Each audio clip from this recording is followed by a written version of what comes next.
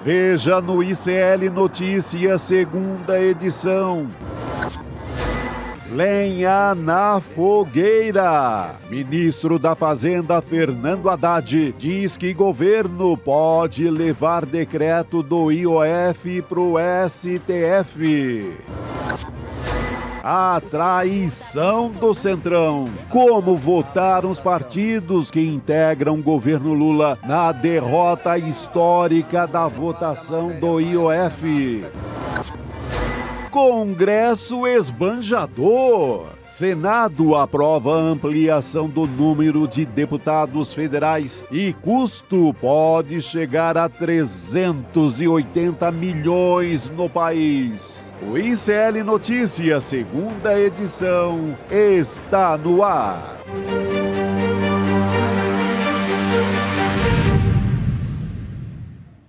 Olá, boa tarde. Seja muito bem-vindo, seja muito bem-vindo. ICL Notícias, segunda edição, está no ar. Estamos ao vivo nos canais do Instituto Conhecimento Liberta, Eduardo Moreira, no canal da Voz Trabalhadora no YouTube, também na Pop TV no Rio Grande do Sul. Boa tarde para você que chega pela Web Rádio São João, diretamente de Quixadá, no Ceará.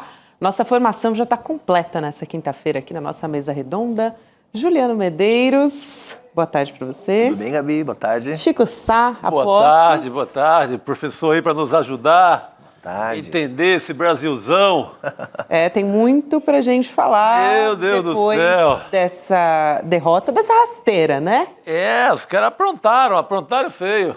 Dá vontade de cantar aquele velho Bezerra da Silva. Canalhas, verdadeiros canalhas.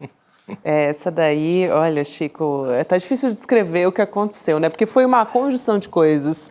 Porque quando a gente está falando de uma votação virtual, normalmente é votação que está em consenso. Tem ali o relator que é bolsonarista. Tem não atender ligação, né, Juliana? Você estava contando aqui nos bastidores, de gente que faz parte do governo. Então, tudo isso é afronta mesmo, assim, né? Impressionante o que aconteceu ontem, Gabi, Chico, toda a nossa audiência. Uma alegria estar de volta aqui ao ICL Notícias. Tudo o que aconteceu nessa semana foi meticulosamente planejado para dar um recado para o governo. Acabou a lua de mel entre o governo e o Centrão. Imagina, ficar sabendo pelas redes sociais. Ficar sabendo pelas redes sociais, tem a ministra de Relações Institucionais não atendeu o telefone dela, o presidente da Câmara, essa foi a denúncia que o Lindbergh Farias fez, líder do PT. Covarde também, né? Covarde, não atendeu um telefonema, né? Claro. Poxa. Assume então, né? Assume! Quis fazer um acordo que estava feito, porque houve um acordo, o acordo foi feito, os termos do acordo foram... E tudo a gente vai analisar aqui no ICL, sabemos muito bem por que aconteceu. O Haddad, inclusive, falou que a reunião tinha sido ótima. A gente vai entrar nesses pormenores, mas vamos começar com a declaração do Haddad, então? Boa. Porque esse caso pode parar no Supremo Tribunal Federal. Acho que a discussão agora está nessa etapa. O ministro da Fazenda, ele não mencionou, assim, nominalmente, o Supremo, mas deu a entender, né, que a ação dos parlamentares pode ser considerada inconstitucional e que essa contestação jurídica é uma das alternativas, sim, do governo desse momento. Então, ele disse o seguinte, o Fernando Haddad deu uma entrevista para a Folha de São Paulo, abre aspas, eu sempre vou defender a Constituição. Se houver uma manifestação da Procuradoria-Geral da Fazenda Nacional ou da Advocacia-Geral da União dizendo que o decreto legislativo é inconstitucional, eu sou pela Constituição. E eu penso que o Congresso também vai defender a Constituição. Quando o inverso acontecer, se o Executivo usurpar uma competência do Legislativo, o Congresso vai se defender. Enfim, ele está dando aí uma declaração sem atacar diretamente os parlamentares, até porque o próprio Lula ainda está nessa fase de conciliação e a gente sabe que o histórico do presidente Lula é, de fato, de conciliação, né? Ainda não está claro o que vai ser, qual vai ser a ação que vai ser tomada agora, né, Chico? Eu acho que tem até que haver conciliação no sentido da matemática ali. Você vê que só tem os votos de ontem. 100 votos, 100 e pouquinhos votos. Que deve haver negociação. Mas no outro tom, eu acho que cabe uma voz mais forte do Lula, uma voz didática, como só ele sabe, né?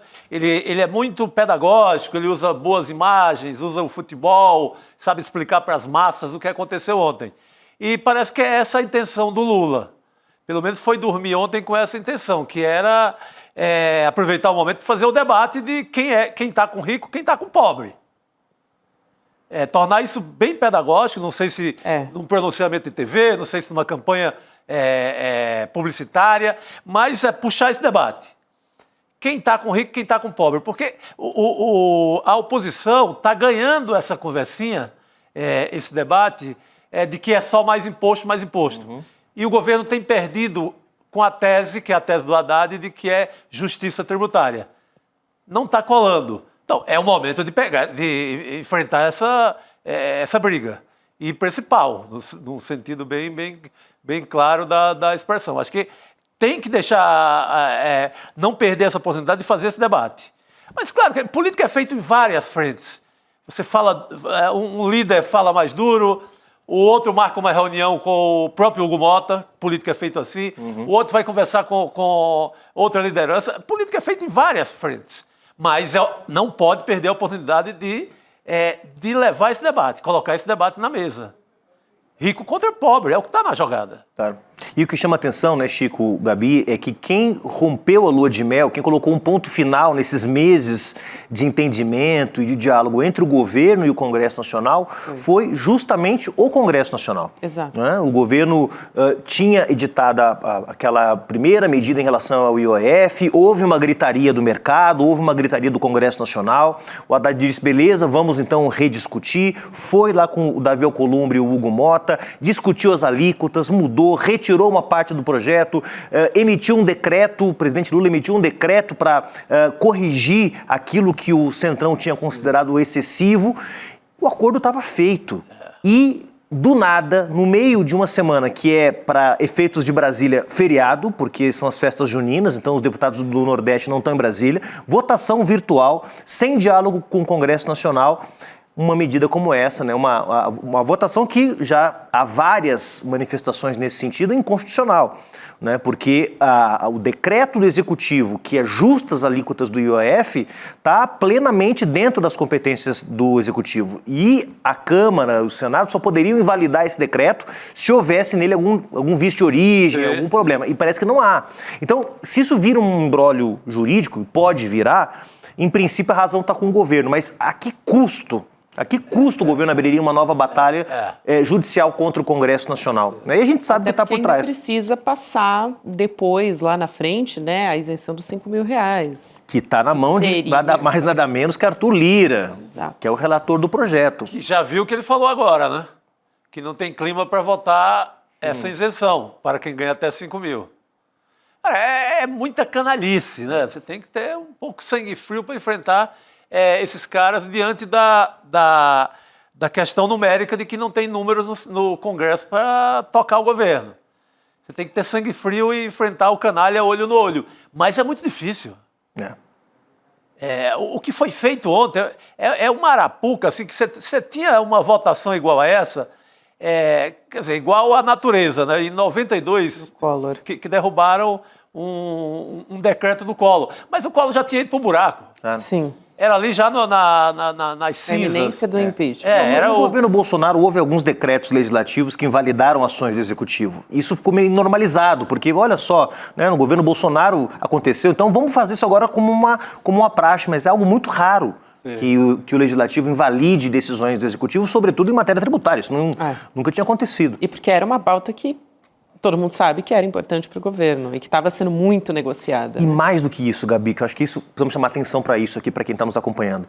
Mais do que uma pauta importante para o governo, era uma tentativa do governo dar uma solução para uma disputa que está em curso na sociedade, na imprensa, na opinião pública, sobre as contas públicas. O que diz a grande imprensa, o que diz o Centrão, o que diz o bolsonarismo? O governo está gastando demais, tem que cortar a saúde e a educação, tem que parar de reajustar o salário mínimo, tem que acabar com os mínimos constitucionais, tem que fazer ajuste fiscal para dar déficit zero, retomar a confiança do mercado. Isso, na verdade, é uma bomba relógio para evitar a reeleição do Lula em 26. E o Lula diz, eu não vou mexer com os pisos constitucionais, com o salário mínimo. Então deixa eu arrumar uma outra saída aqui para arrecadação. Ou seja, o Lula tentando ainda dar alguma resposta para o mercado, porque é da sua natureza, um conciliador, tentando dar uma resposta para o mercado, mas sem mexer no coração da sua base social, que são os mais pobres. E o Congresso dizendo, essa solução a gente não topa. Essa solução a gente não aceita. O que a gente quer é ajuste fiscal recessivo. é criar uma ruptura entre o governo e a sua base social, retirando direitos, tal qual foi feito no passado. Não para gerar um impeachment do Lula, provavelmente, mas para desidratá-lo e fazer ele chegar rendido em 26.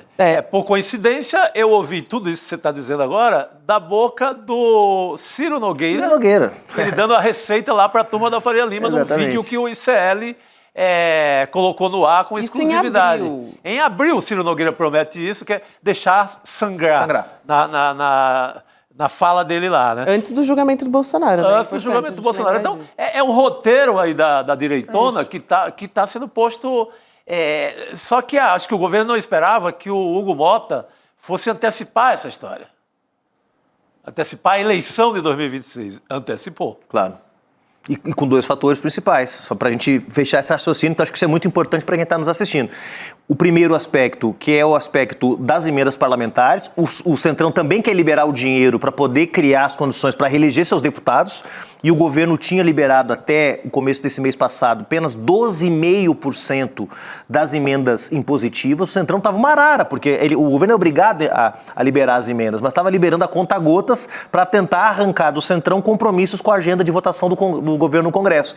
Então o Centrão estava segurando também a votação e o governo segurando as emendas. Ele será bom, é para mostrar quem manda? Vamos mostrar quem manda. Quer segurar as nossas emendas? Então toma aqui uma derrota no IOF. Então, por trás disso também tem os interesses eleitorais do próprio Centrão. Aí eu tenho uma resposta do Ciro Nogueira a respeito disso que eu acho importante trazer agora, né? Porque eles também já estão dando a tônica do que vem depois. Porque o Haddad disse, olha, a gente pode judicializar essa história. E aí o Ciro Nogueira fala, vocês querem judicializar? Então... Olha só, ele disse, o presidente do Progressistas, né, o Ciro Nogueira, ele critica, entrevista ao UOL, ele diz, abre aspas, se recorrer ao STF vai ser pior para o país, pior para o Supremo, que passará uma imagem de estar compactuado com o governo para elevar a carga tributária do país. As pessoas que ele diz, né, as pessoas já estão cansadas de pagar impostos. É impressionante a palavra que ele escolhe usar aqui, né? Compactuado com o governo. É um gigolô de fintech, né? Gigolô de banqueiro de fintech. É isso que esse cara é. Impressionante. Porque essa que é o recado, né? Dizer, olha, tudo bem, então se vocês forem judicializar, a gente vai responder à altura. E é na base continua, né? Da chantagem, claro. Ciro Nogueira, que é presidente do PP, Progressistas, que acaba de fazer uma federação com o União Brasil, aliás, partido que tem três ministérios no governo.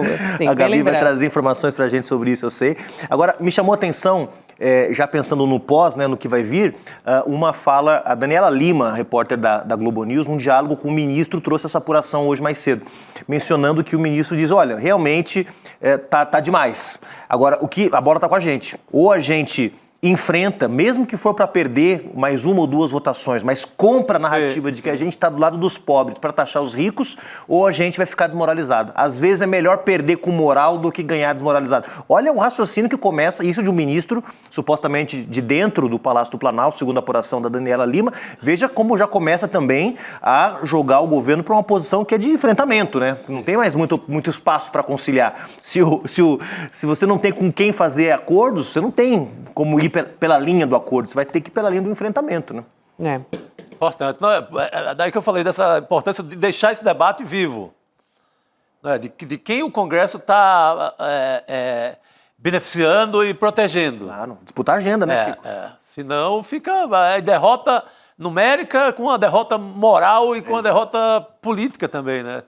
Aí eu vou trazer essa questão que você já levantou aqui, Juliano, que é qual é a porcentagem, né, dos deputados que votaram contra a proposta do governo e quantos fazem parte do próprio governo, impressionante. Né? 62%. A gente tem aqui 383 votos pela derrubada, 241 partiram dos partidos que ocupam um ministério do governo Lula. Então a gente coloca aqui na tela, para vocês terem uma ideia desse placar, União Brasil, como o Juliano adiantou aqui, 3 ministérios no governo, votaram sim, 58. Sim pela derrubada, tá, gente? Quase toda a bancada. Exato. Quase todo mundo. MDB, 3, 41 votando. Sim. PSD, 3 ministérios, 27 votos pela derrubada. PP, 1 ministério, 48 votos pela derrubada.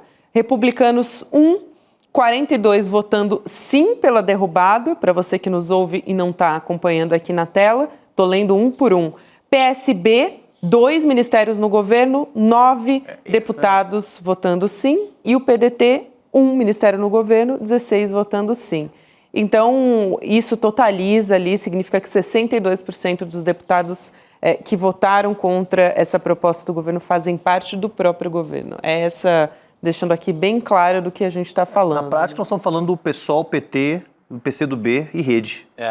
Em torno de 100 parlamentares é o tamanho que o governo tem dentro do Congresso Nacional. Nessa guerra aí. Agora, chama a atenção que o PP, que a União Brasil votem nessa, fazem parte do bloco do Hugo Mota na Câmara dos Deputados, então não chega a ser uma surpresa. O PDT teve agora, recentemente, com o tema do INSS, um esgaçamento das relações com o governo, também não chega a me surpreender. Agora, o PSB... É a vergonha, né? O partido vice-presidente da República, tá com 9, metade da bancada... Tá ajudando... Mais da metade, o PSB deve ter 15 deputados federais, dá 9 votos.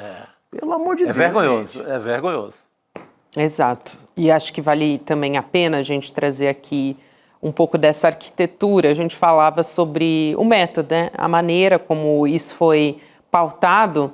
Só que essa traição ela já estava sendo gestada. Isso que eu acho que é mais grave, que foi uma reportagem do Igor Gadelha, do Metrópolis. Já mostra que isso estava sendo gestado bastante antes, sem nenhum pingo ali de conversa com o governo, com a ministra Gleisi Hoffmann, que inclusive não foi atendida, quando tentou ligar para o Hugo Mota.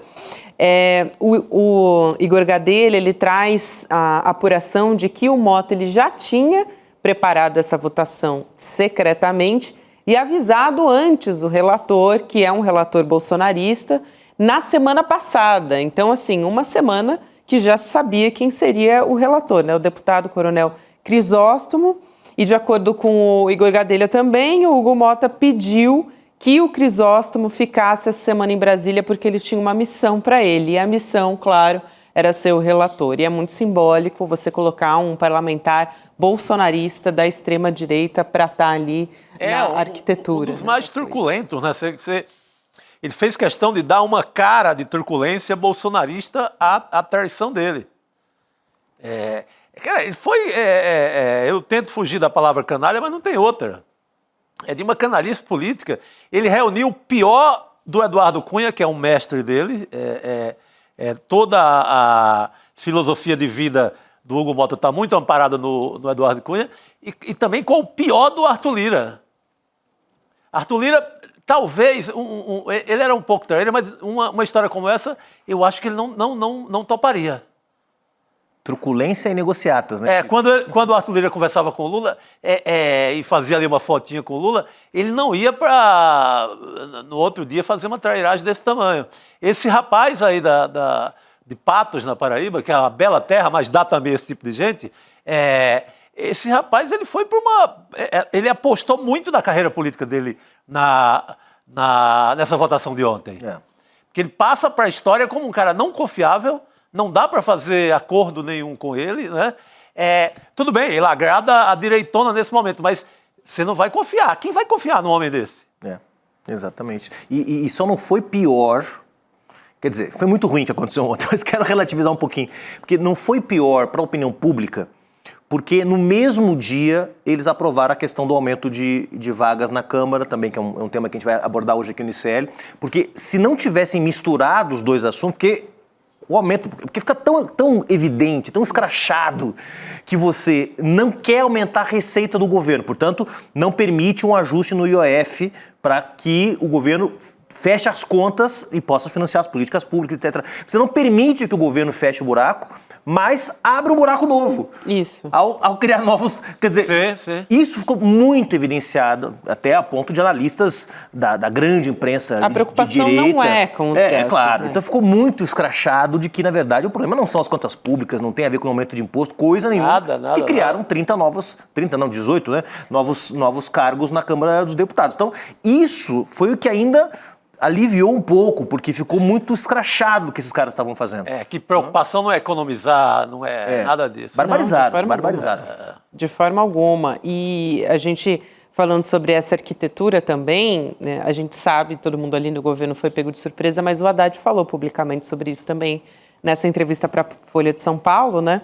Ele, até a gente falou, ele estava costurando um acordo e ele lembrou dessa reunião também. Ele falou, há coisa de 20 dias, ele esteve com o presidente da Câmara, o Hugo Mota, também o Davi Alcolumbre, para calibrar o que ele chamou, né? Calibrar as alíquotas do IOF, e ele disse que tinha chegado a um baita acordo. 5 horas de reunião, ele falou, né? Pois é, a gente tem aqui, ó, o que ele disse. Eu passei 5 horas justamente, eu passei 5 horas negociando uma medida provisória e a revisão de um decreto. Saí de lá imaginando que estava tudo bem, não só eu, todo mundo. Eu não sei o que mudou. Eu saí de lá crente que nós tínhamos chegado a um baita de um acordo. E isso não se traduziu naquilo que imaginamos. Eu vou procurar rever o que aconteceu. Eu acho interessante essa fala do Haddad, porque me faz realmente pensar qual foi o ponto de virada dessa história. Né? Porque a gente teve, por exemplo, recentemente esse julgamento e o depoimento do próprio Bolsonaro, que talvez tenha sido descartado pela Faria Lima, pelo Agro, que agora quer fechar com o Tarcísio, e também a esse imprensa é um hegemônica, dado importante. Talvez tenha sido esse o momento, beleza, então agora a gente não conta mais com o Bolsonaro, a gente quer o Tarcísio, então vamos adiantar o calendário geral, né? O governo. Vamos adiantar o calendário geral para ver até se convence o Tarcísio, porque eles não têm um sim do Tarcísio até então. Ele tem até abril para fazer isso. Não sei se ele vai arriscar o governo. Ele ganharia, assim, tende a ganhar uma reeleição em São Paulo, mas mesmo com o governo não estando na sua melhor forma, arriscar. Claro. É arriscar muito. Claro. Porque Lula tem o dom de nunca estar morto. Não teve morto no mensalão, não teve morto com cadeia. Está sendo dado como morto de novo. A cadeia imposta pelo Moro, né, da maneira picareta lá da Lava Jato, e o bicho ressurge e volta com tudo. Então, o Tarcísio tem que calcular muito essa história.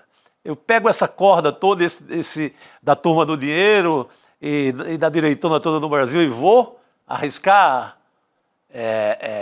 minha vida aqui, minha vida política nessa onda, aí é que tá. Aliás, olha que contrassenso, né? O Tarcísio, ele vai estar no ato pró-Bolsonaro nesse final de semana. E aí ele diz que ele vai para o ato ali com o Bolsonaro pregar a pacificação. Vamos ver se ele vai sinalizar, de repente, a anistia, que é o passaporte que o Bolsonaro quer para poder apoiá-lo, né? Senão vale mais a pena ficar com a família dele. O Bolsonaro quer indulto. Mas hoje eu vi o Gilmar Mendes já falando que não é garantido, não. Isso. Claro. Se o Bolsonaro está pensando que vai dar os votos dele em troca desse indulto, pode ser que não tenha essa certeza toda no Supremo. Eu sempre, Chico, aí nesses últimos meses, em que o Supremo tem sido uma instituição importante para botar general no banco dos réus, para julgar os golpistas, etc., eu sempre costumo levantar algo que me parece prudente, né? É inegável o papel que o Flávio Dino tem tido no enfrentamento ao orçamento secreto, que o Xandão tem tido no enfrentamento aos golpistas. Mas vamos combinar que não é todo o Supremo Tribunal Federal que está tão ativo assim. Certamente uma parte dos ministros, eu nem me refiro aos 2 bolsonaristas que estão lá, o Nunes Marques e o Anderson... Já esqueci, né? Anderson Torres é o... Anderson Torres não, Anderson Torres foi ministro da Justiça, mas não é o André Mendonça. André Mendonça. André Mendonça. Anderson Torres também foi ministro da Justiça, secretário de Segurança do DF. O André Mendonça, nem me refiro a eles, mas o resto tem um certo silêncio. Cadê o Edson Fachin? Cadê o Luiz Fux? Cadê o Barroso? A impressão que eu tenho é que essa turma está esperando para ver o que acontece. Digamos que a Faria Lima, o PIB, o Agro convencem o Bolsonaro a abrir passagem para o Tarcísio. Porque o problema não é se o Tarcísio quer ou não, é se o Bolsonaro vai entregar os votos do bolsonarismo raiz. Isso. Né? E o Tarcísio... Porque precisa de apoio da base. Sem esse voto ele não se elege. Não vai. Então o Tarcísio só vai se o Bolsonaro disser, pode ir. E a pressão, portanto, não é sobre o Tarcísio, que está louco para ir. A pressão é sobre o Bolsonaro. Que deu uma piscadinha para ele. Que já deu uma piscadinha para ele. Então, veja que tem um jogo rodando aí. O papel do Centrão nesse jogo sujo que estão fazendo é desidratem o Lula. Faça o governo chegar com o mínimo de entrega possível, o mais asfixiado possível, com o mínimo de promessas cumpridas, porque também tem um probleminha, né, Gabi, que chama eleitor. Tem que combinar com o eleitor. Já fizeram muitas vezes isso, de juntar 20 partidos. Estamos esquecendo Sua Excelência o eleitor. Por isso precisa desgastar a imagem. Exatamente, porque com 40%... Porque senão o Tarcísio também não vai ser viável. Também não vai. 40% de aprovação, que é o que hoje o presidente Lula tem de aprovação pessoal, o governo até menos do que isso, mas que ele tem de aprovação pessoal, é competitivo. É competitivo. Tá no jogo. A quantidade de prefeito que se elegeu ano passado, se reelegeu ano passado com 25%, 30% de aprovação, quer dizer, com 40% você é competitivo. E com o governo federal na mão, né? Sim. Então eu acho que nós vamos ter aí vai passar muita água debaixo da ponte, e o que o Centrão está fazendo agora é o serviço sujo dessa tentativa de recomposição da aliança Faria Lima, Agro e grande empresariado. Bela análise. Aqui a Heloísa Reis diz, o ponto de virada, que a gente estava falando aqui do ponto de virada, foi a ligação que o Mota recebeu do Arthur Lira, que tipo, especula Heloísa Reis no nosso chat, as pessoas estão especulando. No nosso chat eu quero fazer justiça também. A Maria Souza, ela sempre disse que o Hugo Mota seria pior do que o Arthur Lira. Então, Maria, você estava certa. É verdade. Eu não acreditava, porque eu sou esperançoso. Os primeiros meses não foram tão ruins até, né? Até foi colaborativo, né? Mas não liberou as emendas. É isso. Bom, gente, a gente vai voltar a falar desse assunto também. Acho que Rodrigo Viana já está a postos aqui para fazer a nossa substituição, não é isso? Rodrigo Viana. Agora a gente continuar, na verdade. Meu retorno hoje aqui no ICL, achei que você ia demorar um pouquinho mais. Mas por mim... Mas eu vou. Por mim, eu vou tomar mais um café, né, Vou tomar mais Rodrigo? Por favor. Juliano, Participação brilhante. O chat está aqui aplaudindo suas belas Meu análises. retorno aqui com muito orgulho. Um abraço. É isso aí. Discussão de altíssimo nível, a gente continua muito bom, professor. Nível, né? Obrigado. Com mais um professor, craque. Professor sabe das coisas, né? Aliás, Rodrigo Viana está no Em Detalhes amanhã, a gente está falando sobre isso. Já gravamos, né, sobre esse tema aí, né, Gabi? A gente consegue discutir com um pouquinho mais de profundidade e tempo por lá também. Boa. Vou aproveitar esse respiro aqui, porque você já adiantou, Chico, a gente vai falar do que acha o Gilmar Mendes dessa história de judicialização. Rapaz. Já, Carolina Brijo está chegando para conversar com a gente. Já falou a respeito disso, mas antes eu quero lembrar que nesse domingo agora a gente vai ter a nossa aula Investir é para Todos, que é gratuita, com o Edu Moreira. A primeira aula que você precisa ver antes de qualquer aula para você aprender a investir. Então, se você não sabe, esse é o passo número 1 que você vai dar para aprender como é que funciona o mercado financeiro, né? Vai ser agora, domingo, 29 de junho, 8 horas da noite, ao vivo e online. Tem que ir em icl2.com.br para fazer sua inscrição, colocar seu e-mail lá e receber os nossos alertas de que a aula está começando. Então, gente, bom programa de domingo, né? Porque, aliás, esse final de semana vai ter o ato ali bolsonarista, né? Então é bom a gente ter... É um belo contraponto, né? Um contraponto ali. De pensar ali no seu dinheiro, de pensar na economia do Brasil, por onde é que pode andar. Importantíssimo. É isso aí. Então, enquanto tem gente aí, né, que não parece estar muito preocupada em estudar, a gente vai ter essa aula nesse domingo agora. Isso aí. Bom, vamos falar sobre essa possível judicialização aqui da votação do IOF. Carolina Brijo está chegando aqui para conversar com a gente. Vamos nessa. O Chico Sá já puxou a pauta e eu vou, claro, começar pelo Gilmar Mendes com ela, mas antes, vou dar boa tarde para você, minha querida Carol. Seja muito bem-vinda.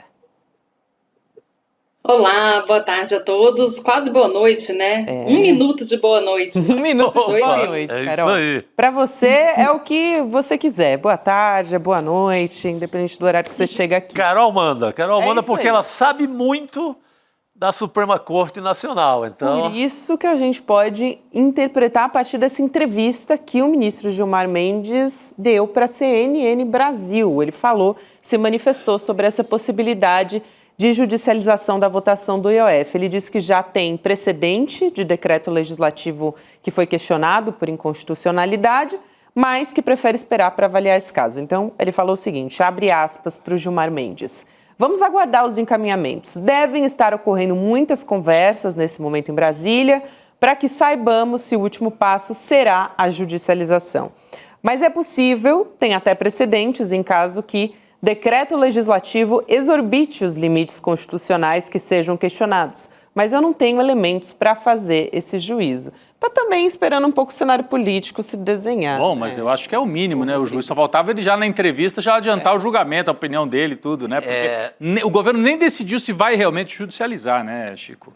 Não, está em estudo ainda. Hoje a Advocacia Geral da União já falou, calma que estamos estudando. Então... Mas é possível, né? O Haddad deu uma entrevista também e deixou essa hipótese aberta, né? Eu estava doida para ouvir a Carol a respeito disso, Vamos sobre lá. essa possibilidade, como é que funciona, e também o termômetro do STF é importante também para esse momento político que a gente está vivendo, né?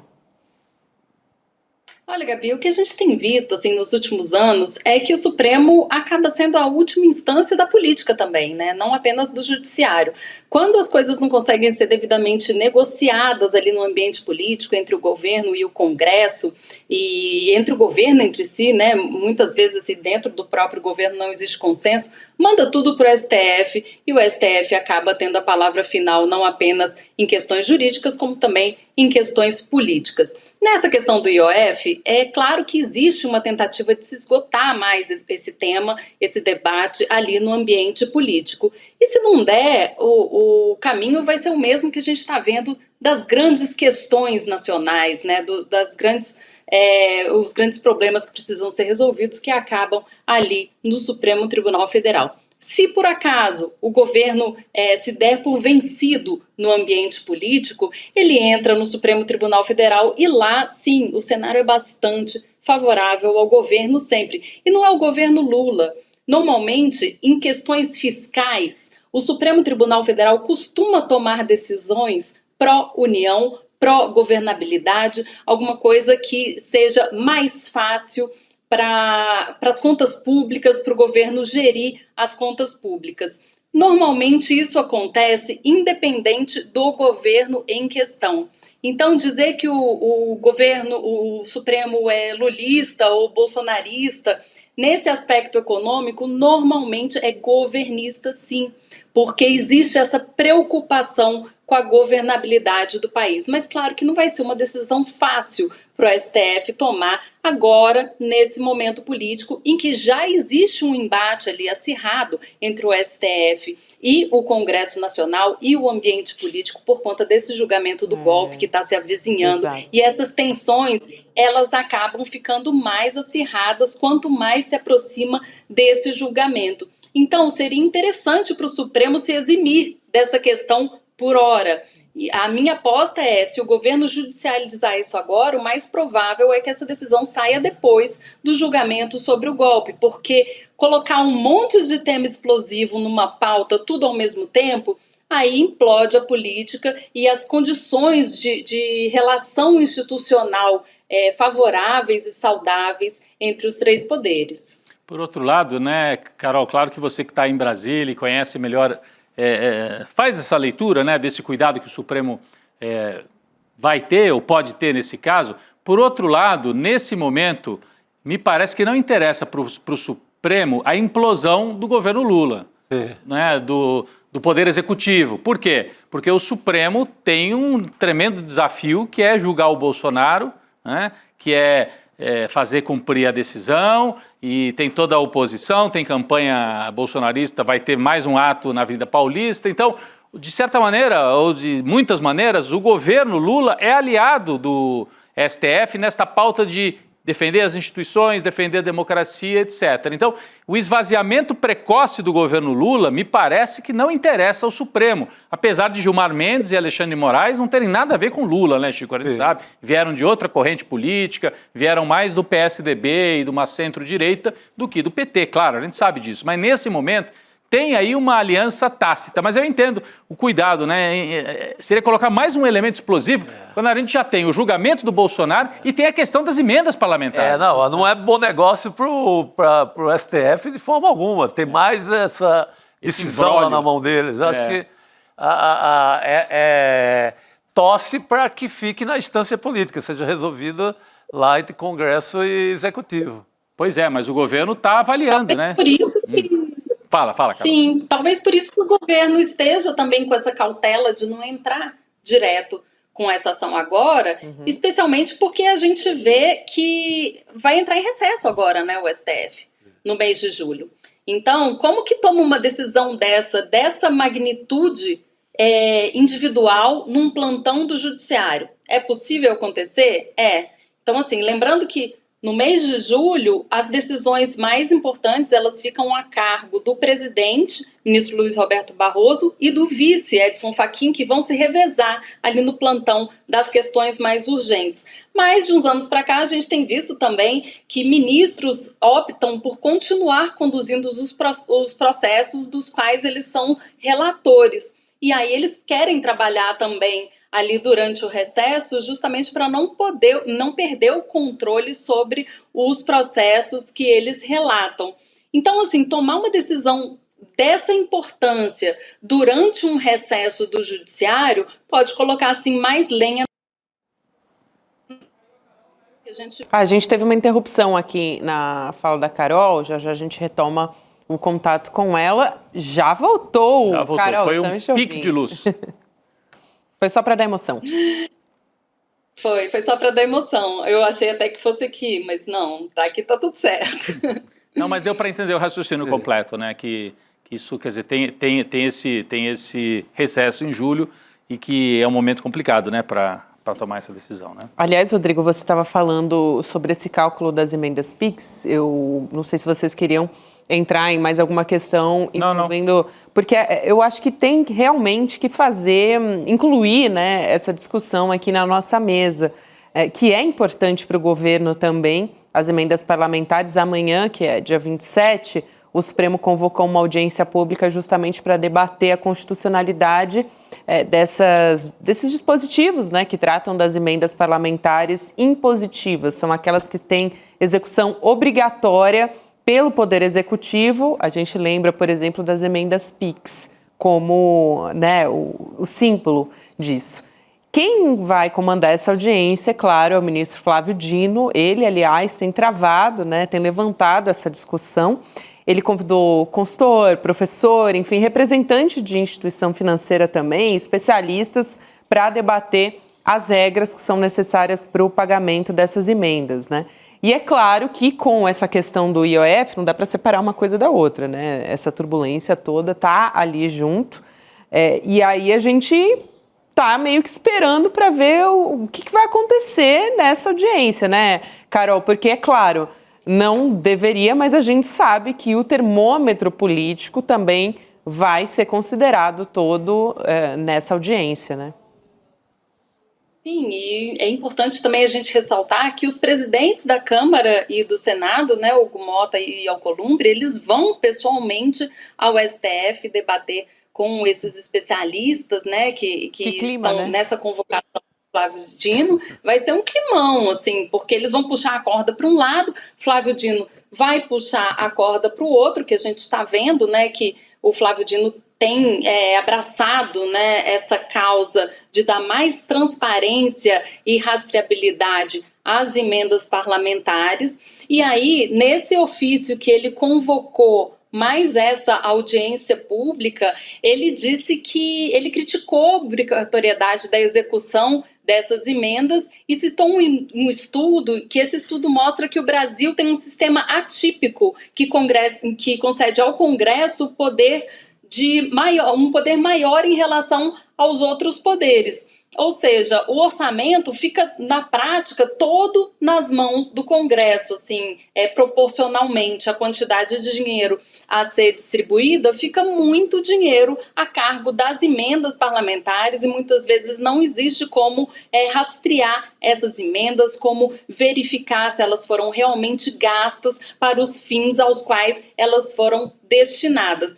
Ele já tomou centenas de decisões nesse sentido e o Congresso sempre encontra uma brecha para burlar essa regra. E aí, é claro, é uma briga de poder, né, entre o judiciário e o legislativo para ver quem controla mais esse dinheiro, e Flávio Dino tem uma grande arma nas mãos, né, porque dentro do STF já tem quase uma centena de inquéritos abertos para investigar desvio de dinheiro escoando por emendas por todo o Brasil, porque esse é o problema da emenda Pix. Emenda Pix é tipo um Pix mesmo, você não tem assim um projeto específico, às vezes é só um tema, vamos gastar com, sei lá, com saúde, aí manda a emenda lá para a prefeitura, e como não tem especificação, fica difícil até para a prefeitura depois prestar conta. Então é justamente essa transparência de para onde vai esse dinheiro e qual o fim desse dinheiro que Flávio Dino quer barrar. E não apenas isso, mas a quantidade de emenda que é destinado aos municípios sem que exista um planejamento nacional sobre os gastos, sobre os temas que vão ser gastos com aquele dinheiro público. Então é claro que ele está ali nesse embate com o Congresso Nacional, já tem mais de ano, né, essa briga, e pelo visto não tem data para acabar, né? Assim, a expectativa amanhã é que o clima da audiência seja assim acirrado, com cada um puxando a sardinha para sua própria fogueira. E o Flávio Dino, assim, cobertíssimo de razão, né?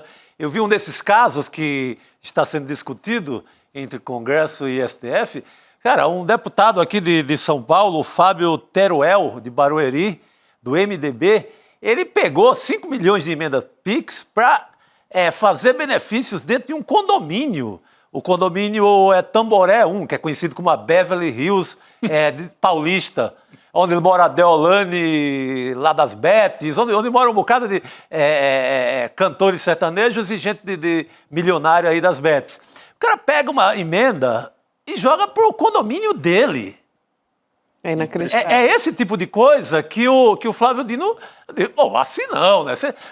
Deu uma roubadinha, mas calma. Calma lá. Pô, Beverly Hills paulista, vocês estão botando dinheiro de Pix pra lá, pelo amor de Deus. Não, Pix de emenda com dinheiro público. É muito escancarado, né? É muito escancarado, gente. Escancarado desses casos específicos, que são muitos, né? Porque não é um caso específico.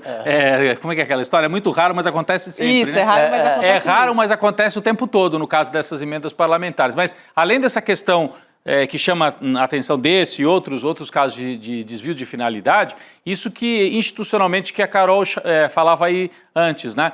Existe uma espécie de parlamentarismo torto, né? Porque mesmo no parlamentarismo, você tem uma centralidade na execução do orçamento. O primeiro-ministro, né, eleito pelo parlamento, executa as coisas com planejamento nacional. Não é essa pulverização de cada um, manda o dinheiro para asfaltar uma estrada aqui, outra lá do outro lado, mas sem nenhum... A rua da fazenda da minha família. Que é muito tipo essa obra aí de Barueri, de Alphaville. Fica dentro de Alphaville. Pô, eu não quero meu dinheiro indo lá para Alphaville, né? E daí você perde o caráter de planejamento nacional. Hoje eu vi o Ciro Nogueira dando uma entrevista falando explicitamente: nós queremos que o Lula, achamos que o Lula virou uma espécie só de chefe de Estado. Ele nem é mais chefe de governo. É isso. Chefe de Estado, você sabe, no parlamentarismo, né, quem nos acompanha, você tem o chefe de Estado, que pode ser um rei, uma rainha, ou um presidente que não manda muito, e quem manda é o primeiro-ministro. Eles querem transformar o Lula nisso, na melhor das hipóteses, né? Se não der, derruba mesmo, ou impede de ser reeleito. Mas é uma tentativa explícita de oficializar esse parlamentarismo estranho que nós temos hoje no Brasil, com um orçamento controlado pelo parlamento e não pelo executivo, como diz o nome, é quem deveria executar a peça orçamentária aprovada no país, né? É isso.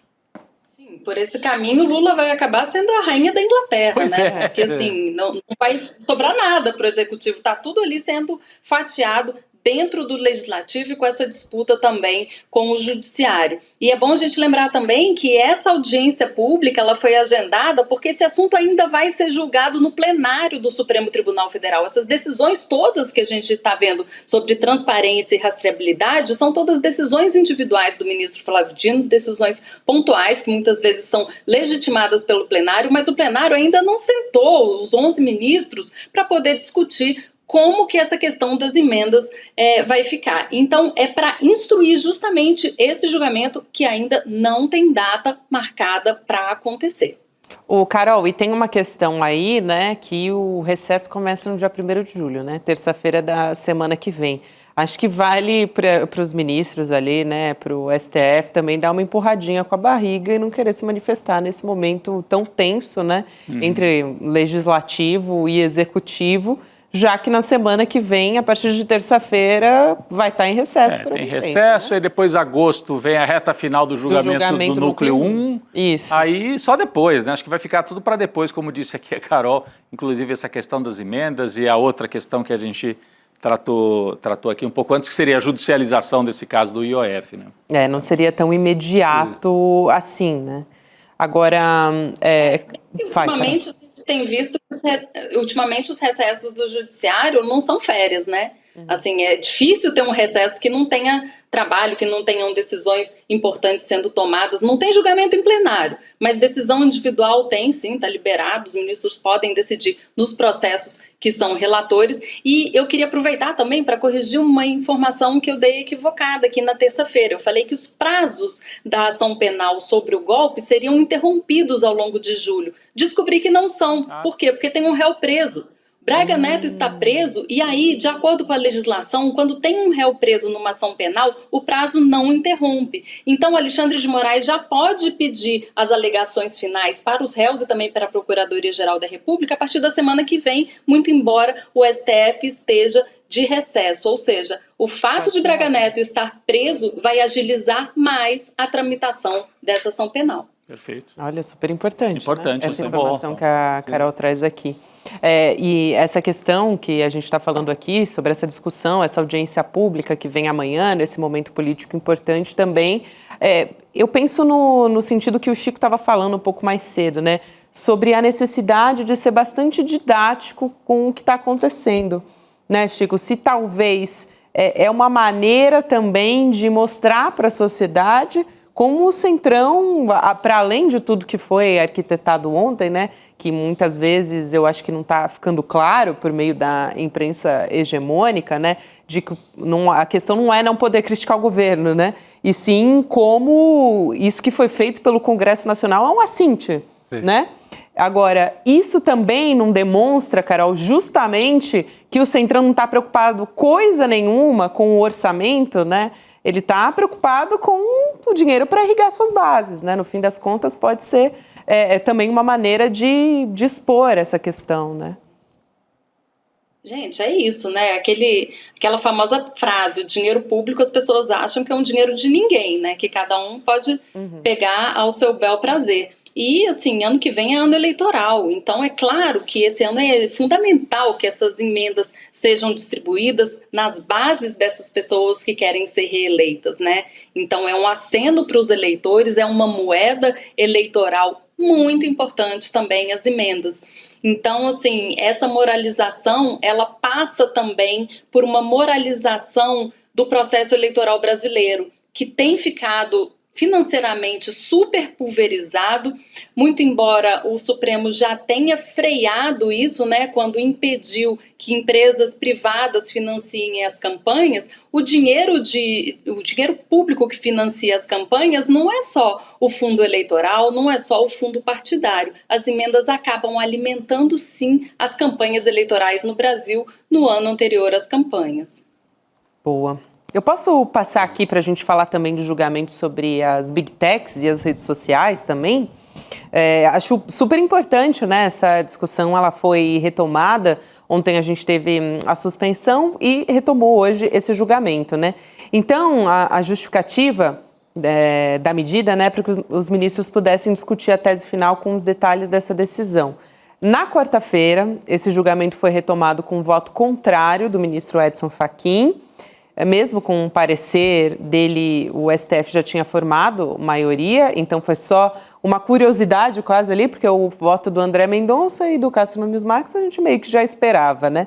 Mas a respeito da regulamentação, a Carmen Lúcia seguiu a maioria pela responsabilização das Big Techs e hoje a gente teve o último voto, que era um voto que já era esperado do Nunes Marques. Foi o último a votar, acompanhou o voto do Edson Fachin. A gente fez até uma arte para mostrar aqui na tela todos os votos, né? Quem votou pela regulamentação das Big Techs, contra Então a gente teve contra, né, para ficar mais fácil até, só o André Mendonça, o Edson Fachin e o Cássio Nunes Marques, né? O Edson Fachin não votou assim, em sua totalidade igual ao André Mendonça, teve uns pontos de divergência, mas no fim das contas, né, Rodrigo? Ontem, desculpa, só te interromper, a Cristina Serra explicava para a gente, mas a Carol talvez queira complementar, que o Edson Fachin seguiu a linha de que quem deveria regulamentar, tem que ter regulamentação, não é que ele é contra a regulamentação, tem que ter, mas quem deveria fazer é o Congresso e não o Supremo nesse momento, dessa forma como está fazendo. Mas de qualquer maneira divergiu da maioria que entende que o Supremo, já que o Congresso não fez,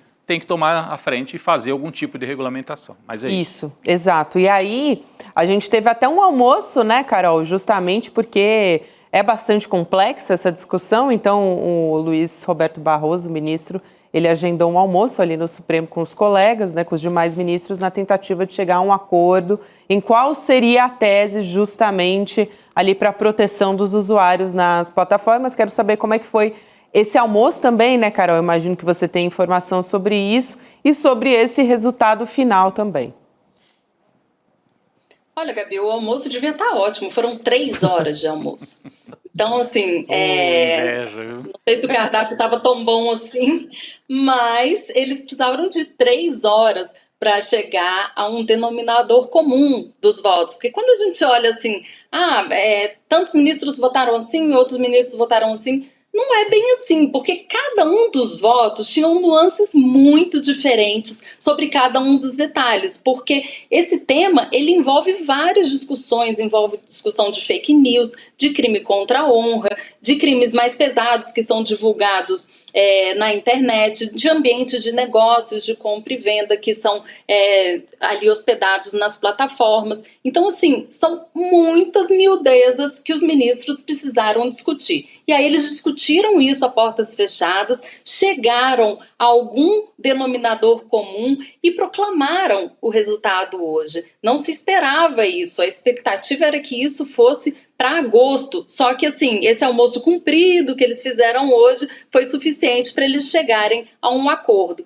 E aí, ao fim da sessão, o ministro Luiz Roberto Barroso, que é o presidente do STF, ele disse a seguinte frase, até anotei aqui: mantivemos a liberdade de expressão sem permitir que o mundo desabe em um abismo de incivilidade.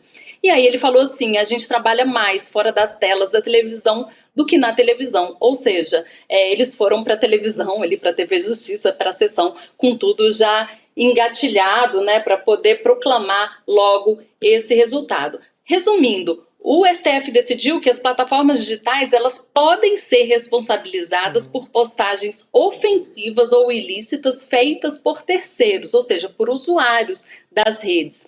Isso desde que essas redes sejam notificadas extrajudicialmente e que não retirem o conteúdo do ar e ele seja depois considerado ilegal pela justiça. O que é isso? Você está andando ali no Instagram ou em alguma rede social, olha algum tipo de mensagem ofensiva ou criminosa ou fake news e você vai lá e reporta para a própria rede. E aí, se a rede não retirar do ar e depois, se a justiça considerar que aquele conteúdo é ilegal, a rede tem que ser civilmente responsabilizada. O que é isso? Pagar algum tipo de indenização, reparar o dano que causou para uma pessoa individual ou para uma coletividade. Como que é a regra antes desse julgamento? Ou seja, como era a regra antes das 6 da tarde, né? As redes sociais, elas tinham que tirar o conteúdo do ar se tivesse uma decisão judicial mandando ela fazer isso. Hoje, quando você denuncia, é o que eles chamam de notificação extrajudicial, ou seja, não foi um juiz que está mandando você tirar, mas um usuário te alerta que aquilo dali é um conteúdo ilegal e que precisa ser retirado, daí a rede tem que tirar isso do ar e aí depois o judiciário vai lá e vai decidir se aquilo é ilegal ou não. Se decidir depois que é ilegal e a rede não tirar, aí a rede é punida. Bom, é uma mudança, é um detalhe ali na mudança, mas isso deixa mais difícil a vida das Big Techs no Brasil. E o que a gente viu, essa tese que foi fixada nesse almoço do STF, depois contada para a gente ali no plenário do STF, tem 14 tópicos. todos bastante esmiuçados. O que deve acontecer agora? O mais provável é que as plataformas de internet no Brasil entrem com um recurso que se chama embargos de declaração. Esse tipo de recurso é para esclarecer algum ponto que ficou obscuro ou não explicado devidamente pelo Supremo Tribunal Federal. Então, a chance do Supremo voltar a esse assunto é justamente no julgamento desse tipo de recurso, que é aguardado para acontecer a partir do semestre que vem. Porque, claro, as plataformas não devem aceitar silenciosamente esse resultado que é bastante contrário ao interesse delas de funcionamento aqui no Brasil. Agora, isso muda alguma coisa? Eu estou aqui especulando, eu sei que a decisão acabou de sair, depois desse almoço um pouquinho prolongado aí de 3 horas, né? Mas para o ano que vem, pensando em eleição, né? Porque eu sei que a decisão é muito maior do que para a eleição, vale para ataques de todos os tipos, enfim, risco para criança, ataque para comunidades específicas, mas vale também para as mentiras, né? Que possam colocar em risco, por exemplo, a democracia no Brasil, né? Você acha, Carol, que muda alguma coisa para 2026? Isso dá alguma ferramenta a mais para evitar que haja um festival de fake news que possa interferir na eleição? Então, Rodrigo, excelente pergunta, porque no julgamento o Supremo divulgou uma lista de temas que seriam de responsabilidade das redes, é o tal dever de cuidado.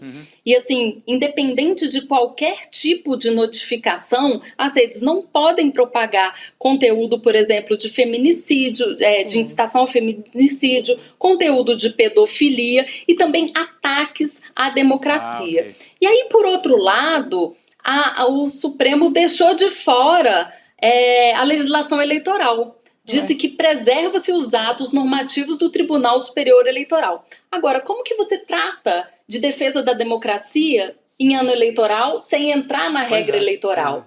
Isso vai ser bem confuso, esse limiar vai ser bem confuso para a atuação das plataformas. Eu imagino que isso seja, sim, um tema para um embargo de declaração que as plataformas queiram ajuizar no Supremo Tribunal Federal. Então tá essa fronteira um pouco tênue, né, do que elas podem e do que elas não podem fazer no ano eleitoral. Seria interessante se o embargo de declaração, eu não sei, né, além das plataformas, se o cidadão, se alguma entidade que represente usuários de internet ou que defenda os interesses difusos, o Ministério Público também possa fazer embargo de declaração para esclarecer isso, por exemplo, né, que a gente está perguntando aqui, né, como é que faz se houver, né, ataque ao sistema eleitoral, né, defende a democracia, mas a legislação eleitoral fica de fora, mas o que está acima, né, entre outros pontos. Eu não sei se o embargo de declaração é só para quem é objeto específico, né, dessa decisão, que seriam as próprias Big Techs e plataformas, ou se qualquer cidadão, ou pelo menos uma entidade que represente cidadãos e usuários da internet,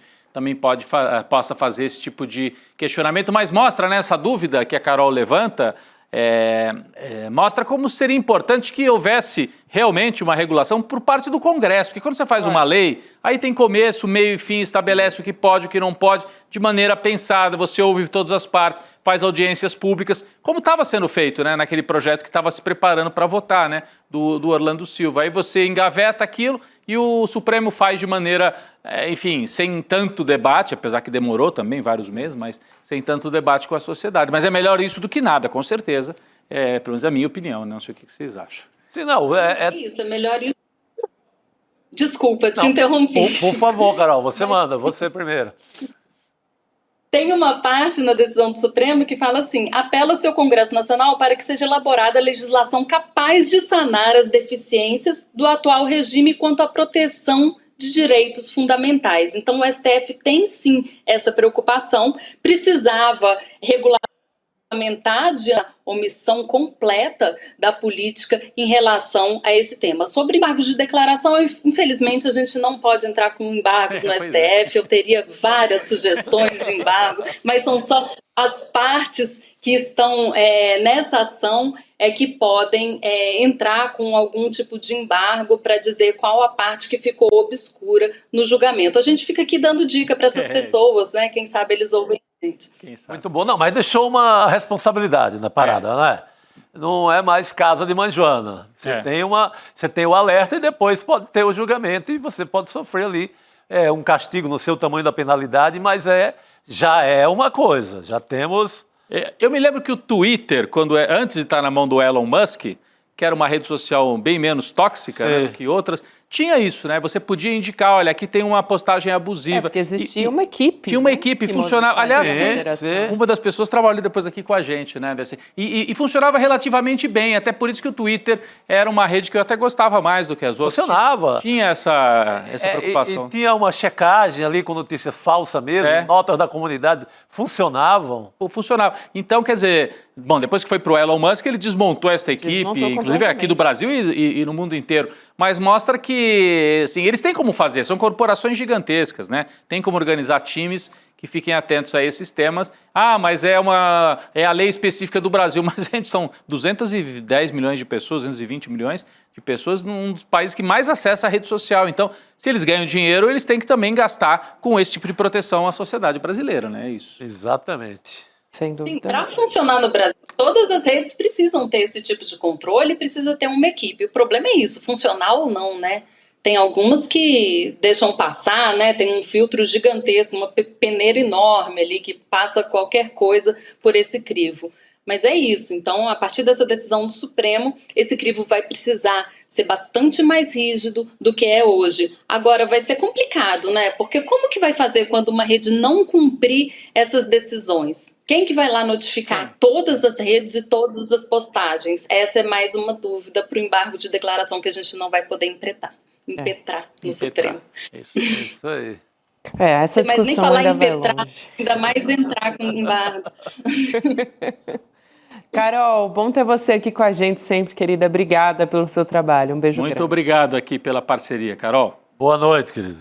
Obrigada e quero me despedir em definitivo, que esse é o meu último N2, infelizmente. Nossos caminhos vão se separar por agora. Quero deixar meu depoimento que, gente, quando a câmera desliga, essas pessoas continuam sendo incríveis, mesmo com a câmera ligada ou com a câmera desligada. E quero deixar aqui registrado o meu grande prazer de ter feito parte dessa temporada no ICL. O prazer é todo nosso, Carol. querida. Obrigado. Você é brilhante. Muito vai bom, continuar. obrigado por tudo nessa temporada. Muito bom. É isso. Obrigada e você vai E boa continuar sorte. sendo brilhante, exato. boa sorte aí nessa no- trajetória. Isso aí é profissional das melhores do país, né? Sempre foi. E assim será. Valeu. Sinta-se abraçada por nós e pela nossa equipe também. Beijão, Carol. Obrigada, queridos. Até a próxima. Um Beijo. beijo, querida. Até mais. A gente segue aqui ainda falando sobre IOF, né, gente? Continuamos. A gente falava agora há pouco sobre essa rasteira da própria base, né, do governo. E a gente traz aqui o Guilherme Amado para conversar com a gente. A gente chegou até a fazer um placar da traição do IOF, né? Acho que assim, não tem maneira melhor de descrever do que placar da traição. É bom esse título, né? Placar da traição. Amado, boa noite para você, querido. Boa noite, pessoal. Tudo bem com vocês? Estava com saudade. Também estava com saudade, tempo que não vinha aqui Amado. o M2. Fazia tempo que você não aparecia aqui. Aliás, está chegando em boa hora, né? Porque não falta assunto para a gente descobrir sobre o que foi essa puxada de tapete aí. Só para relembrar, para quem está nos acompanhando, e acho que a gente pode colocar aqui na tela, eu já passei esses números aqui mais em detalhes, mas dá para a gente colocar na tela mais uma vez, lembrando que a gente teve 383 votos totais pela derrubada, né, desse decreto do governo, 291 foram dados por deputados cujos partidos têm cargo dentro do governo Lula, o que corresponde a 62% desses votos. Então, é muita coisa. Você está vendo aí na tela, a gente tem União Brasil, com 3 ministérios no governo, o MDB, o PSD também, né? Que são os que mais têm. O PSB também chama muito a atenção, porque É o partido do Alckmin. É o partido do vice, né? E mais da metade da bancada, ou quase a metade por ali, votou com a oposição, né, nesse caso. Então, chama bastante atenção. Eu quero muito saber o que o Guilherme Amado traz pra gente já de olho nas eleições de 2026, essa puxada de tapete, né, Amado? E era uma coisa que estava cantada, né, que ia acontecer. Né, não tem... E não é a primeira, né, assim, partidos da base traírem governo Não é a primeira vez. Se a gente parar para pensar, o tom dos eventos da fusão do União Brasil, da Federação do União Brasil com o PP, o Progressistas, aquilo também já é uma traição, porque ali estava claro que aquilo ali está se ensaiando ali a formação de uma candidatura de oposição ou de partidos que vão estar com a oposição.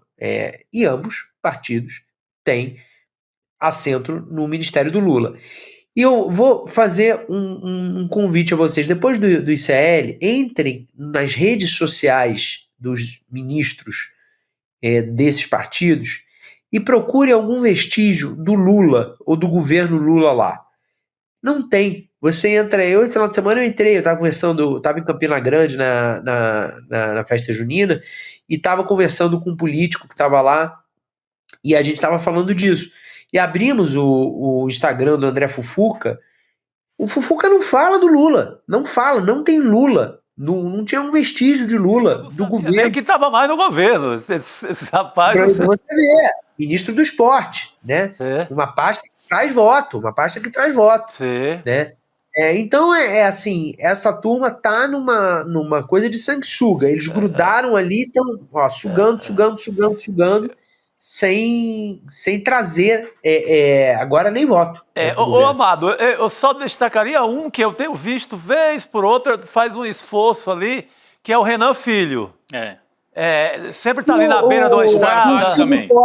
O Silvio Costa Filho também é muito governista. Exato. O Silvio Costa agora com esse número de passageiros nos voos, ele falou lá que era o maior número de todos os tempos, aquela coisa toda, e o Renan, vez por outra ali numa inauguração de estrada, na beira de alguma rodovia, fala do Lula. Mas o resto... O da família Barbalho também, né, que é da... Enfim, eu sempre confundo se é o Jader ou se é o Helder. O Helder é o Helder. Enfim, esses aí são do MDB mais próximo do governo, né, mas fora esses realmente, do PP, do União Brasil, do PSD, a gente não vê muito vestígio de Lula... e do próprio governo nas postagens. É isso, né, Amado? É isso, você não vê. Não parece nem que são integrantes do governo. Não parece mesmo. Não, os caras pegam só os benefícios, né? As verbas para as quadras esportivas no Brasil inteiro, que dá voto sim, e por aí vai. Agora, o Juliano voo da FAB, né, que só foi uma porcentagem muito pequena das emendas que o Executivo liberou recentemente, então o Centrão estava bem chateado. Né? Era isso que eu ia perguntar para o... Você ia concluir? Não, já... Não, eu ia perguntar para o Guilherme Amado a avaliação dele, né, desse... Não é bem um recado, o recado é quando é uma coisa mais moderada. Aqui foi mais do que um recado, né, foi uma lambada, assim... No governo, no Poder Executivo, no próprio Lula. Né? Isso foi movido já totalmente por 2026, em parte é a questão das emendas, como falou aqui a Gabi, como o Juliano Medeiros também comentou antes. A que você atribui esse movimento, que foi fortíssimo, né? 380 votos contra o decreto do governo federal, Amado? Olha, foi uma traição, né? O que o Hugo Mota fez não se faz, que é combinar uma coisa e fazer outra. O Arthur Lira tinha todos os defeitos, tinha vários outros defeitos, mas esse era um defeito que ele não tinha. O que ele combinava, ele cumpria. O Hugo Mota fez um negócio que desestabiliza qualquer governo. Como é que pode ele combinar um negócio e descombinar por meio de rede social, né? O governo está certo agora, o Mota está tentando falar com o Lula e o Lula não está querendo receber o Mota. Está certo. Tem que dar uma brecada ali mesmo. Agora, gente, a razão central disso é a impopularidade do governo. Né? Se o governo tivesse forte, se o governo tivesse popular, o Congresso não estaria fazendo isso. O Congresso está fazendo isso porque o governo está impopular. Né? Essa fragilidade é o que deixa o Congresso com a faca e o queijo na mão. E aí, enfim, infelizmente, não tem muito o que fazer senão o governo engolir em seco e tentar reconstruir uma saída amistosa. Não adianta brigar, não adianta entrar numa rota de colisão frontal, continuar o máximo possível nessa situação e tratar de melhorar os seus índices de aprovação. Porque se o governo se tornar um governo mais aprovado, com mais popularidade, isso faz com que o Congresso tenha dificuldade de armar uma dessas, como o Hugo Mota armou e o Davi Alcolumbre chancelou. Agora, Amado, você acha que muita gente, agora o Lula então vai comprar a briga, porque o Lula era um governo de conciliação, frente ampla e tal, e aí o outro lado não quis mais conciliar e passou uma risca no chão e falou, bom, não queremos mais, né? O Lula, a gente conhece a característica dele, né? Dificilmente vai fazer o confronto, não é o figurino do governo, acho que ele não está nem preparado, não tem nem a base organizada para fazer esse tipo de confronto. Eu ouço pessoas falando, tem que ir para as redes, tem que denunciar. Se o Lula fizer isso, talvez piore a situação agora.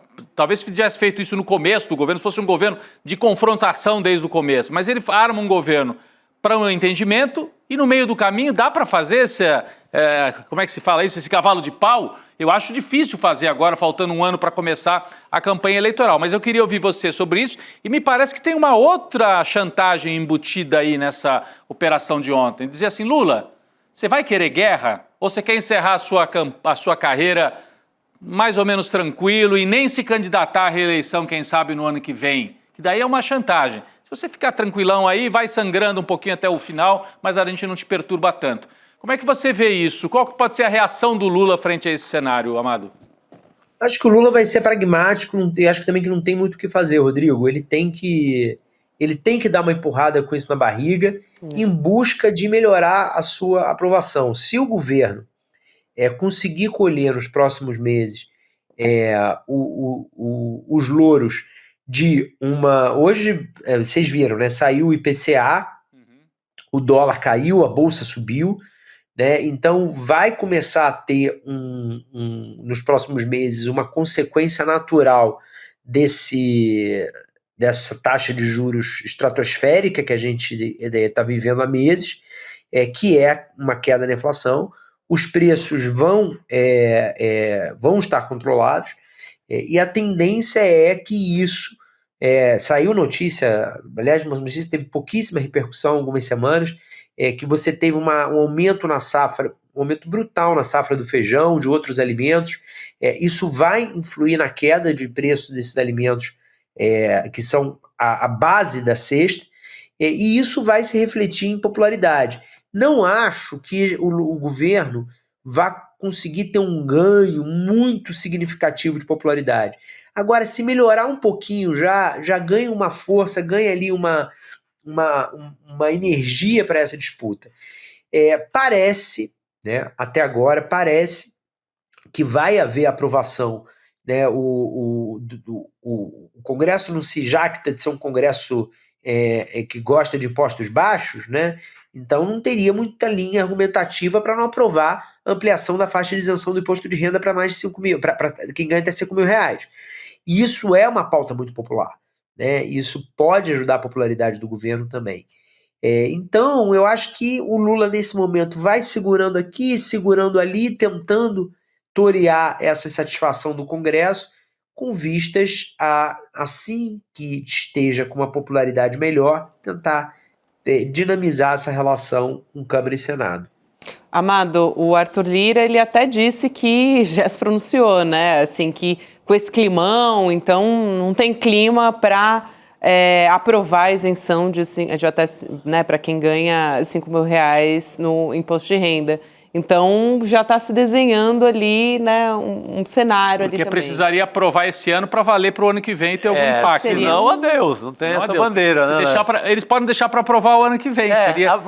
No primeiro dia da nova legislatura, né? Porque daí empurra para o outro governo. Mas, enfim, essa leitura eu não tenho. Não sei se o Guilherme Amado tem, de que é mais provável que aprove ainda esse ano, com reflexos para 2026, né? Que era isso que a Gabi falava. Que o Arthur Lira é o relator, né? Exato.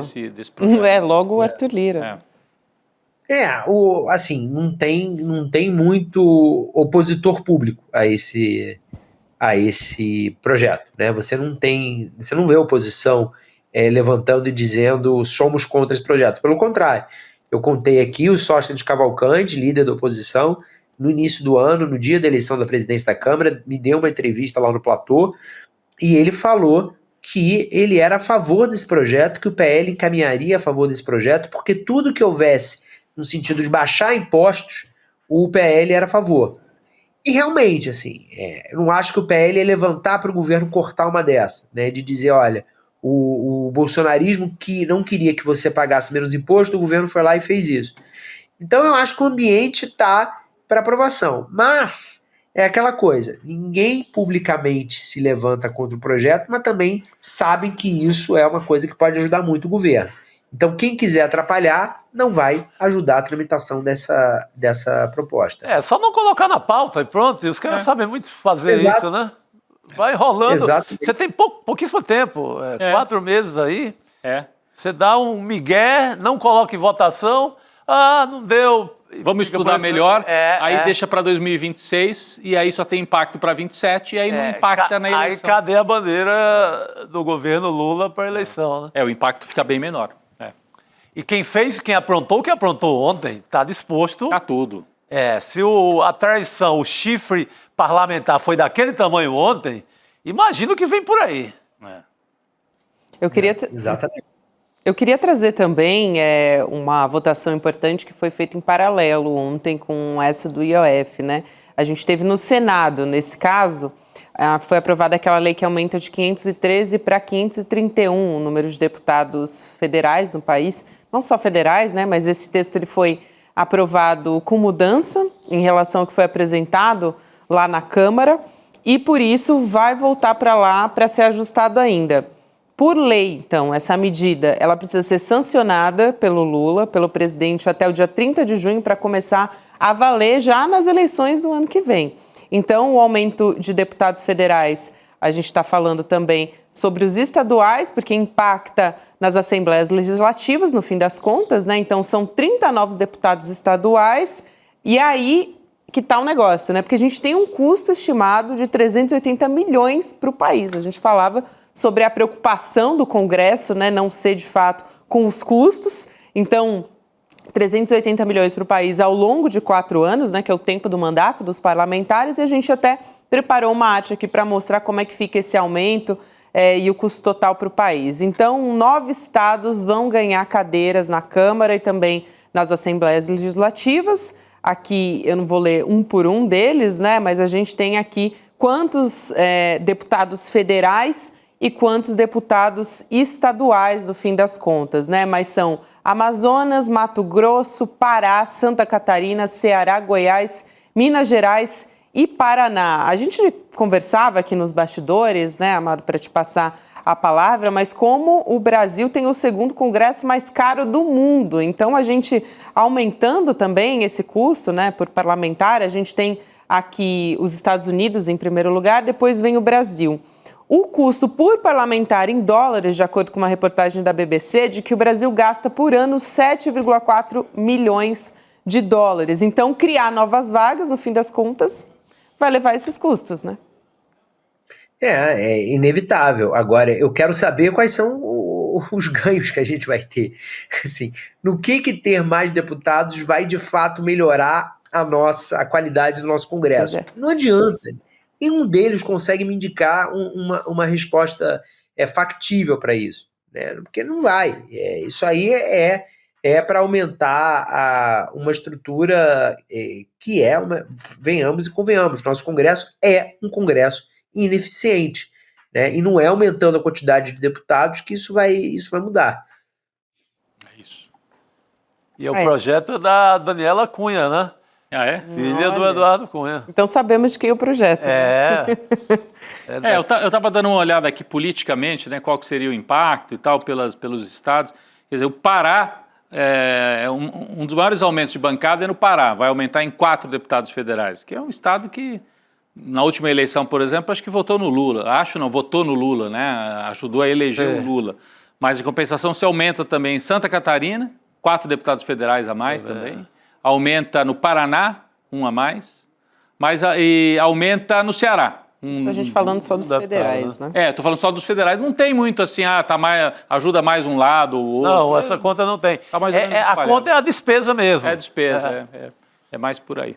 E aí é uma cascata, porque aumenta também o número de estaduais. Nos estados em que se aumenta os federais, se aumenta os estaduais. É isso. Isso é muito importante, né? No fim das contas, a conta que tem que ser feita é quanto se gasta com isso, né? É. No fim das contas, a gente está falando de cortar, né? O Congresso, o Centrão, na verdade, o Centrão Fisiológico está falando tem que cortar gasto público e tal. No mesmo dia. Não é nem no mesmo dia, na mesma hora. Na mesma né? hora. O Juliano Medeiros até falou sobre isso mais cedo aqui. Quer dizer, até ficou didático, né? Ajudou, né? Ajudou a fazer esse debate. Será que a preocupação deles é realmente evitar um descontrole de gastos? No mesmo dia, eles aprovam uma medida que tem esse impacto aqui. Com qual retorno? Né? Com retorno nenhum, sendo que aumentar a cobrança de IOF, isso ia impactar a gente que tem mais dinheiro, né? Você não está impactando lá na base o pessoal lá da ponta. Então, é realmente um Congresso comprometido com setores aí da elite brasileira. E aí fica a questão também sobre as emendas parlamentares a partir disso, né? Como é que fica o dinheiro reservado para as emendas parlamentares também, né? Já que a gente vai ter mais como é que vai ser esse jogo né? daqui para frente? Exatamente. São questões também que precisam ser colocadas. Quero trazer mais uma discussão aqui. A gente teve, infelizmente, a morte, né, da turista brasileira Juliana Marins, uma situação, enfim, muito triste no vulcão Rinjani, na Indonésia. E desde que foi confirmada a morte, tem sido travada uma discussão, principalmente nas redes sociais. O governo Lula tem enfrentado uma série de críticas a respeito disso. E tem até uma certa ação coordenada ali a respeito disso, né? Tem muita gente se aproveitando da tragédia também, que é uma tragédia, né? Mas para culpar o governo por não se comprometer a financiar esse traslado do corpo da Juliana Marins, né? Que tinha 26 anos. E hoje o presidente Lula se pronunciou a respeito disso. Ele deu uma declaração dizendo que conversou com o pai dela, com o pai dessa jovem e também que o Ministério das Relações Exteriores vai ajudar nessa operação. Então, ele disse o seguinte: conversei hoje por telefone com o Manuel Marins, o pai de Juliana Marins, para prestar minha solidariedade neste momento de tanta dor. Informei a ele que já determinei ao Ministério das Relações Exteriores que preste todo o apoio à família, o que inclui o traslado do corpo até o Brasil.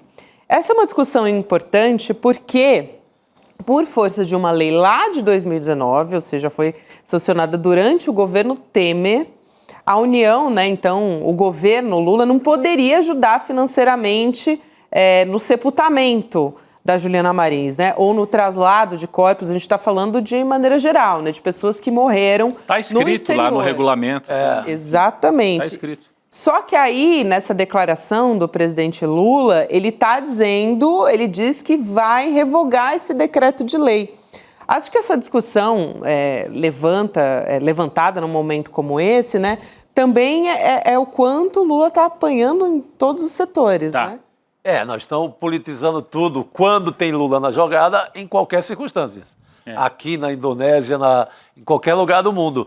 E eu vi, por exemplo, o governador de Minas Gerais, o Zema, cara, o que esse cara foi, assim, pequeno e meio urubu, no sentido, mal aconteceu a tragédia com a garota, cara, ele estava nas redes sociais, em cima, atacando o governo, usando a memória, usando a história da garota para atacar o Lula, assim, não era nem desejando à família conforto, um conforto espiritual, nada. Era atacando o Lula. Minuto seguinte aparece o Romário. É o oportunismo, né? Que sempre foi oportunista na pequena área, no futebol. Também com oportunismo sem limite, quer criar uma lei com o nome da Juliana. Ou seja, uns exploradores, né? Uns corvos, exploradores da memória, da história, né? Da trajetória dessa garota que estava em viagem fora do país. Mas você vê como isso é cruel, né? Porque, bom, o problema central é que uma vida foi embora, assim, de maneira trágica, etc. Mas daí criou-se realmente, eu recebi até de uma amiga uma pergunta, uma pessoa progressista, mas o Lula não vai ajudar a trazer o corpo da menina de volta? E aí no grupo de jornalistas, não, mas espera, tem um regulamento dizendo que o governo não é obrigado e tal. Então isso estava circulando de tal maneira nas redes que até pessoas que não são do bolsonarismo entraram nisso. Poxa, mas não era o caso de ajudar? Ele não mandou avião lá para trazer o pessoal lá de Gaza? Por que não pode mandar, etc.? São situações totalmente diferentes, né? Se você for ajudar todo mundo que, assim, de maneira pulverizada no mundo, realmente fica complicado. Agora, apesar do ponto de vista, me parece, né, Amado, do ponto de vista objetivo, assim como critério, me parece razoável que o governo não tenha a obrigação de trazer. Mas o Lula sofreu tamanho bombardeio que ele vai teve agir, que vir a público e falar, não, eu vou mandar trazer sim e tal. Enfim, mostra como o governo está apanhando realmente feio nas redes, não é, Guilherme? E isso é o tipo de pauta que vira uma discussão populista e assim, melhor coisa resolve, entendeu? Resolve. E agora, assim, eu tenho sentimentos conflitantes em relação a isso, porque do ponto de vista da coisa pública, eu entendo. Por outro lado, tem famílias que não têm recursos, né, para trazer um corpo de fora, né? Então, talvez a única chance mesmo de repatriar um corpo de alguém que morreu lá fora seja o Estado ajudando, né? Então, assim, eu fico dividido. Eu entendo do ponto de vista do interesse público, agora também me coloco no lugar de uma família, nem sei, para falar a verdade, nem sei se a família dela teria ou não teria recursos, não tenho essa noção, mas muitas famílias não teriam esses recursos, né? E às vezes a única chance mesmo é se o Estado pagar, né? Uhum. Fora o e outra trâmite, coisa também, gente, de quanto que a gente está falando, né? Assim, o quanto que é trazer um corpo de um brasileiro que morreu no exterior para cá, sabe? Eu acho que certamente é uma coisa para um país que cria cadeiras para deputados, assim, entendeu? E cria-se vagas para deputados, não vai ser trazer o corpo da moça que vai afundar o Brasil, né? Exatamente. Mas é simbólico de como o Lula o que mostra isso que você falou. Fica correndo atrás sempre da pauta. O que mostra isso que você falou, né? O governo está sendo culpado por qualquer história. Então está colando essa história. Inclusive pela Lula, base, né? também, né? Sim. Comenta a crítica de todos os lados, né? Com parte da base, com parte da esquerda entrou nessa onda também. É verdade. É isso. Amado, bom ter você aqui com a gente, querido. Obrigada e até a próxima. Boa Valeu. noite Obrigado a vocês, pessoal. Grande beijo, tchau. Valeu, obrigado. Boa noite, querido. Obrigado. Bom, gente, vamos de quase sexta-feira aqui? Já? Quase. Tem até a noção do tempo aqui. Já é quase Jurubeba. Quase liberada, Jurubeba mas Day. Ainda não. Ainda não. Amanhã vai ser especial esse Jurubeba de São João, né? Sim. Amanhã é Jurubeba junina de primeira qualidade. Bom demais. Bom, a gente vai nessa então. Amanhã estamos de volta a partir das 7 horas da manhã. Rodrigo, Chico, muito boa noite. Boa noite a todos que nos acompanham. Até mais. Até mais. Não me importa se você tem 40, 50, 60, 70 anos. Sempre o melhor dia para você começar a investir corretamente é hoje. As besteiras que você já fez, sinto muito, passaram. Mas a partir de hoje você pode aprender o que é certo a se fazer e investir com segurança e consistência para mudar daqui para frente. Que é a única coisa que a gente pode mudar.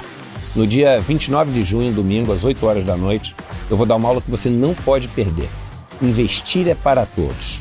Em 1 hora eu vou ensinar tudo o que você precisa saber.